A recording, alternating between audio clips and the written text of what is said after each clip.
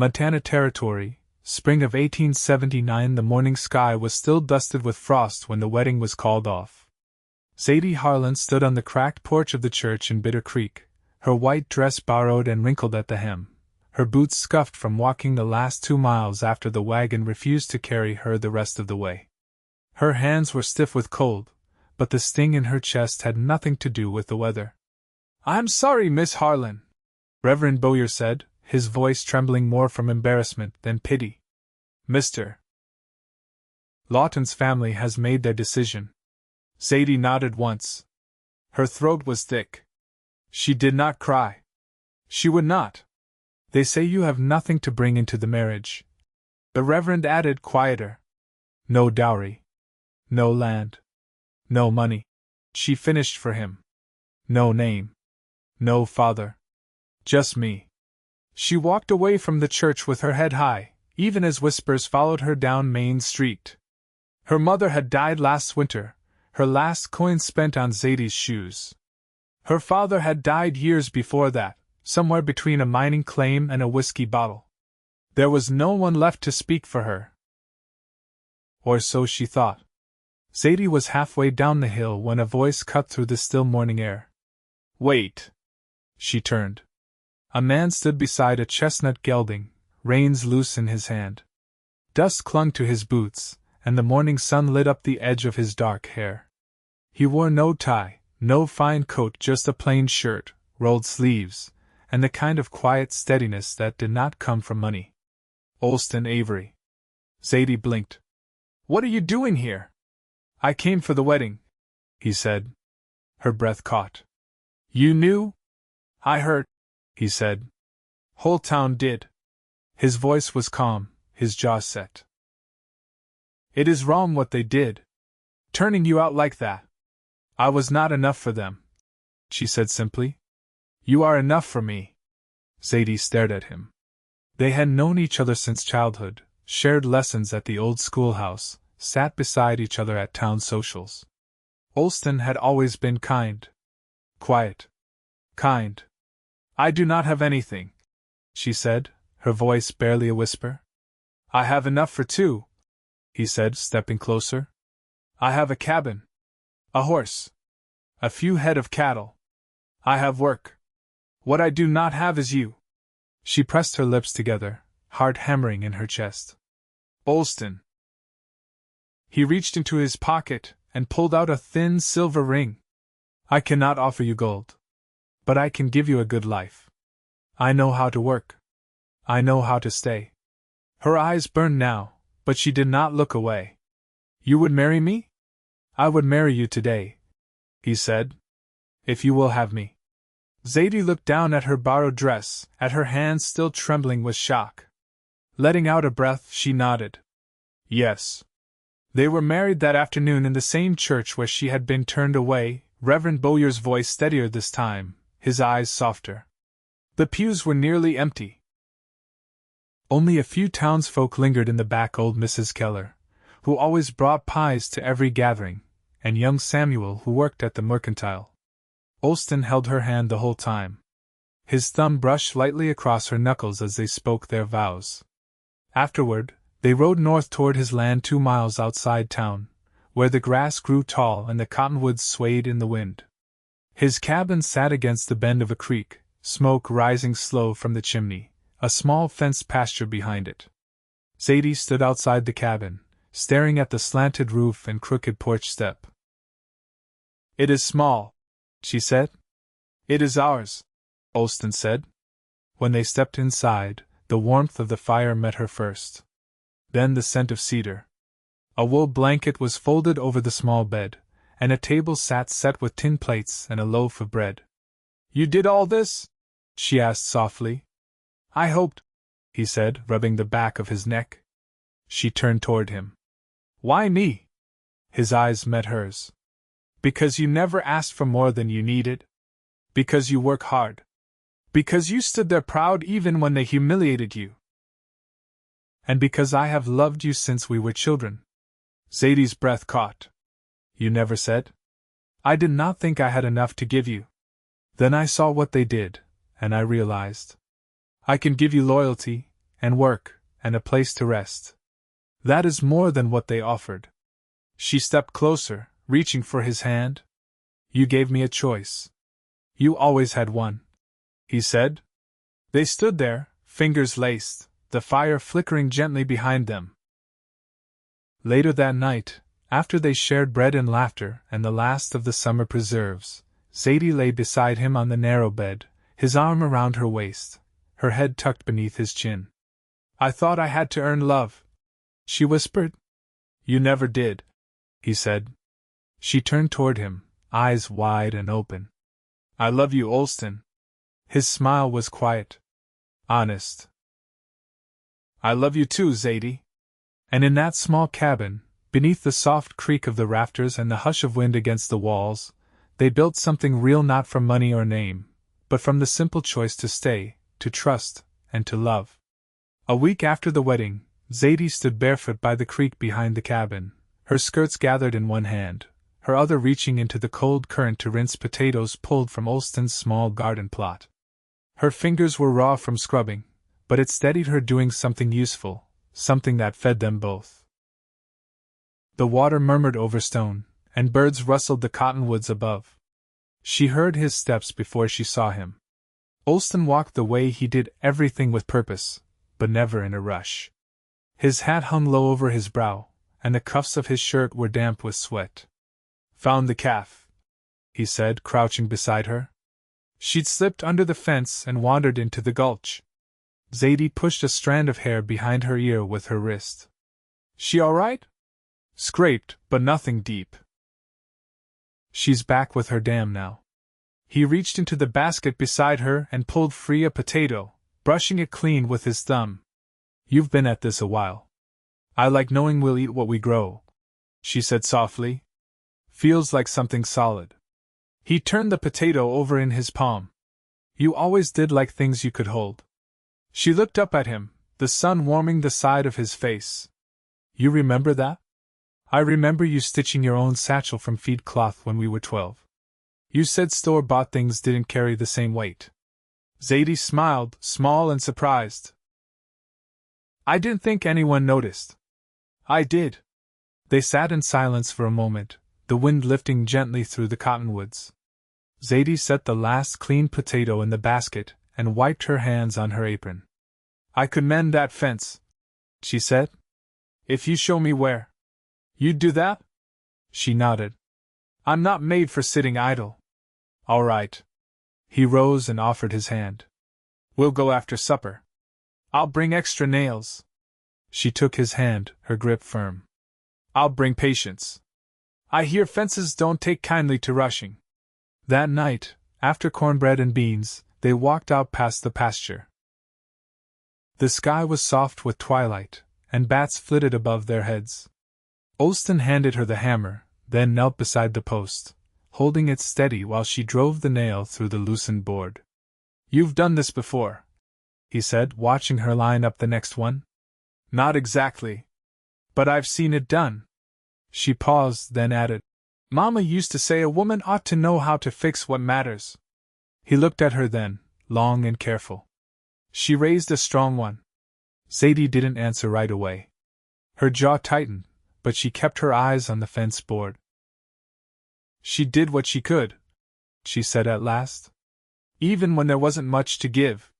They finished just as the stars began to show. Olston packed the tools while she brushed dirt from her skirts. On the walk back, he glanced at her sideways. You ever think about putting down roots? He asked. She looked over at him. Aren't we already doing that? I mean more than just crops. Maybe chickens. Maybe a milk cow, if we save right. Zadie folded her arms. You planning something? Thinking ahead. He hesitated. It's different, knowing you're not alone. She didn't speak, but her hand brushed his as they walked. He caught it gently, fingers curling around hers.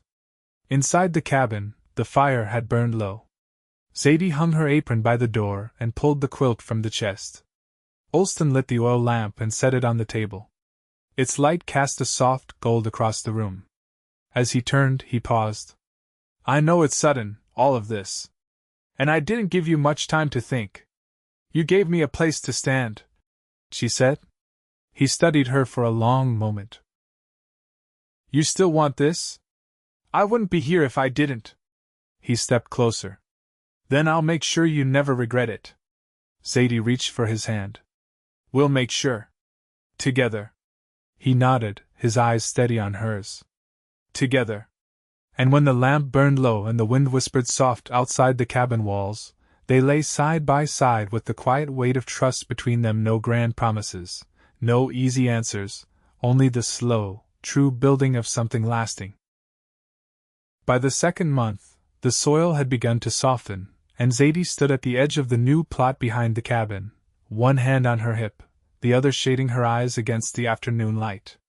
Olston was spreading manure with a pitchfork, moving with the quiet rhythm of someone who'd done the work for years. His shirt stuck to his back, streaked with sweat and dirt. That's the last of it, he said, straightening. We'll turn it come morning. Zadie nodded, brushing the back of her wrist against her brow. If we time it right, we'll have beets and carrots to store come fall. Olston leaned on the fork. You thinking ahead now, too? She smiled faintly. I like the thought of feeding us through a snowstorm. He stepped closer, nodding toward the small bundle she'd set down near the fence. What's that? She crouched and unwrapped the cloth, revealing a small tin box.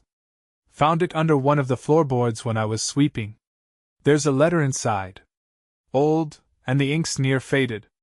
He knelt beside her, watching as she opened it. From who? Looks like it was written to someone named Alma. No last name. But it's signed by a Thomas as he was going west, and he'd come back for her when he had something to offer. Olston's brow furrowed. You think he ever did? She traced the edge of the paper. I don't know. But the box was hidden careful. Maybe she waited. They sat for a moment, the smell of river grass and turned soil around them. A woodpecker knocked faintly in the trees. You ever think about what you'd have done if I hadn't come to the church? He asked. Zadie folded the letter gently and placed it back in the tin. I would have left Bitter Creek. Found work in Helena or farther. Maybe a boarding house with rooms to clean and no one asking about my last name. He studied her face. Would you have written someone from there? Hidden a letter under the floor? I might have, she said. But only if I believed they'd come for me. He was quiet a moment. You believe in me now? She looked up. I married you, didn't I? They rose together, walking back toward the cabin as the sun slipped behind the cottonwoods. Olston paused at the steps, pulling a folded scrap of paper from his pocket. I meant to give you this sooner, he said, holding it out. It's my land deed. I've added your name to it. Zadie took it slowly, her eyes scanning the ink. You didn't have to. I know. But I wanted to. She looked up, the weight of it settling deeper than she expected. It's the first thing I've ever had my name on. Olston reached for her hand. It won't be the last. Inside, the cabin was warm with supper cooking. The stew bubbled low on the stove, and the scent of onion and tallow hung in the air. Zadie stirred it in silence for a while before speaking again. There's something I've been meaning to ask. Go on, he said, setting tin bowls on the table. Why didn't you ever court anyone else? He paused, then set the last spoon down. Didn't see the point. Not once? No. She turned, ladle in hand. Why? Olston met her gaze. Because I knew who I'd pick if she ever looked my way. Zadie swallowed. And you waited. I would have waited longer. That night, after the dishes were stacked and the fire banked low, Zadie opened the window to let in the breeze. The stars stretched wide and quiet across the black sky. She leaned against the sill, arms folded, the night wrapping around her like a shawl. She heard the creak of the floorboards behind her, then felt Olston's hand rest on her back. You cold? He asked. No, she said. Just thinking. About the letter? About the waiting. He stepped beside her, his shoulder brushing hers. Worth it? She turned toward him, her voice steady. You are. And in that hush between words, in the soft rustle of wind and the steady thump of a horse shifting in the barn below, something settled in both of them, not a promise spoken, but one lived.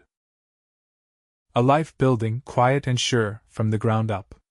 In mid-June, heat settled low across Olston's land, the kind that clung to skin and made the air hum with insects. Zadie tied her hair up with a strip of muslin before stepping out to gather wild mint along the creek edge. The leaves had come in thick after the last rain, and she moved carefully, brushing spiders from the stems with the hem of her apron. She'd begun drying herbs in bundles above the hearth, something she never had a place for before. The scent of them filled the cabin, now sharp, clean, alive. She liked how they hung there, not just for show but for use, for healing, for flavor. It made the space feel claimed. By the time she returned, Olston was working on the roof, shirt off and legs braced wide along the pitch. A loose board had begun to warp, and he'd spoken of it the night before with a quiet worry, not wanting the summer storms to find a way in. Zadie set the mint inside and stepped back out, shading her eyes. "You want water?" she called up. Olston turned his head, sweat streaking his temple. "If you've got some to spare." She brought him the tin dipper from the barrel and watched as he drank, his throat working slow. The muscles in his arms flexed as he lowered it. "You sure you don't need help?" she asked. He shook his head. "If you climbed up there, we'd both land in the dirt." She smiled. "There." He glanced toward the barn. "You seen the cat today?" It took her a moment to place what he meant. "The one with the torn ear? She's been hanging around the haystack. Thought maybe she'd taken to us." Zadie wiped her hands on her apron. "I left a scrap of fish behind the stove last night. Gone this morning? Then she's watching." That evening, the wind shifted westward, cooler than it had been in weeks. Zadie stood in the doorway, sleeves rolled to her elbows, shelling peas into a wooden bowl. Olston came in behind her, smelling of sap and sun, his steps quieter than usual. "I saw a wagon on the ridge," he said, pulling off his boots. "Didn't recognize the team." Zadie straightened. "Heading toward town?" He nodded. "Looked like folks moving. Had a child with them, girl, maybe 6. Sat real still. She returned to the peas, fingers moving slower now. "They'll be looking for work. Or land," he said. "We've been getting more of that lately." Zadie let the silence stretch. "Then, would you ever leave this place if it came to it?" Olston didn't answer right away. "I've thought about that," he said finally. "If the cattle die off, or if the water goes bad. But I'd rather stay put and find a way through." She set the bowl aside and turned. "I think I would too. But not because of the land." He met her eyes. "Because of me? Because of what we've made here," she said. "Which includes you." Later, after supper, they walked the edge of the pasture. A breeze moved the grass in waves. The fence they'd mended still held, though one corner leaned slightly. Olston made a note to fix it in the morning. Zadie crouched by the post, running her finger over the grain of the wood. "It's strange," she said. "I used to think love came with loud declarations. Big moments. But this," she looked up at him, "this feels truer." He stood with one hand resting on the top rail. "You don't need noise when you've got steadiness." She rose, brushing dust from her skirt. "I used to mistake quiet for emptiness. I don't anymore." They walked back without speaking, the stars starting to blink out above them. Inside, the cabin smelled of mint and earth. Zadie set the bowl of peas on the shelf, and Olston banked the fire. When they lay down, she reached for his hand beneath the covers and held it there, palm to palm, their fingers resting together without need of tightening.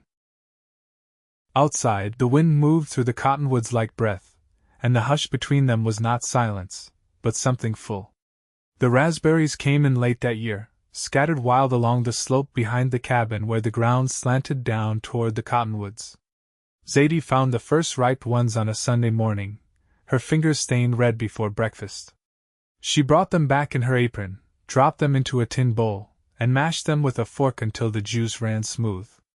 We've still got flour, she said as Olston tied the barn gate. Could turn this into a tart if you split more firewood. He glanced at her hands, pink from berry juice, and nodded. I'll use the heavier wedge. Wood'll burn better if I get into the older stack. Zadie brushed a curl behind her ear with the back of her wrist. And if you don't lop your thumb off, we can eat on the porch. They shared the tart warm, dusted with a little salt and sugar. The crust was uneven, and the filling sank in the middle, but Olston ate his slowly, without speaking, and Zadie knew it pleased him more than anything bought. A letter arrived 3 days later, brought by a rider with a limp and a drooping hat, who handed it over folded twice and sealed in wax. Zadie turned it over twice in her hands before opening it. The paper smelled faintly of tobacco and dust. The handwriting was sharp and tight. My uncle, she said once she'd read it through. Mother's brother. He's in Butte now. He heard of her passing and wants to settle some matter of inheritance. Olston leaned his forearm on the table. You want to go? Zadie hesitated. He says there's a parcel of land she never claimed. He's offering me the deed. Olston studied her face. You thinking of taking it? I don't know, she said. It's far. 3 days' ride, maybe more. He stood and crossed to the cupboard, pouring 2 cups of water. You want me to come with you? She looked up. I wasn't sure you'd be willing. His voice stayed quiet. If it concerns your name, I'll stand with you. They left the next morning, leaving their neighbor's boy to tend the animals for coin. The trail south was dry and rutted, lined with brittle sage and wind-worn stone. They camped each night near a water source, sharing coffee boiled in a dented pot and stories neither had told before. First time I saw you, Olston said on the second night, staring into the fire. You were at the spring house, tying up your skirts and trying to haul a bucket twice your size. Zadie chuckled, brushing ash from her sleeve. I fell right into the trough. You cursed loud enough to turn the milk sour. She tilted her head. Why didn't you say something then? I figured you wouldn't want help. You looked furious enough to scare God. By the time they reached Butte, the sky had turned gray with cloud and the smell of coal drifted sharp from the hills. Her uncle's office sat above a dry goods store, the stairs creaking with every step. He was a narrow man with a stiff collar and a watch chain that clicked when he moved. He handed over the deed without ceremony. She left it unclaimed, he said. Didn't want to go back to it. Said too many bones under that soil.